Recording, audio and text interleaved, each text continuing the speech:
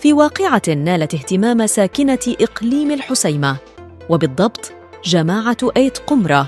قامت السلطات المحلية بمعية مصالح الدرك الملكي من استخراج جثة من قبرها بعد أيام من دفنه.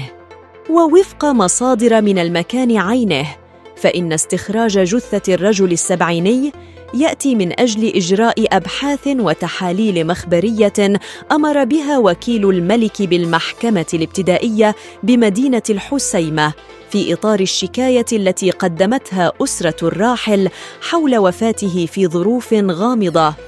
وباشرت مصالح الدرك الملكي بإقليم الحسيمة تحقيقاتها في هذه الواقعة الأليمة، والتي يحوم عليها شك الجريمة جراء تعرض الهالك لضربة قوية على مستوى الرأس في ضواحي مدينة إمزورن بالحسيمة.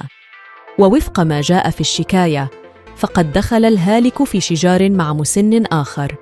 الأخير قام بتوجيه ضربة له على مستوى الرأس بالعصا، هذا الأمر الذي أدى إلى وفاته لاحقاً بعد عودته مباشرة إلى منزله، وقد عثر على الضحية جثة هامدة.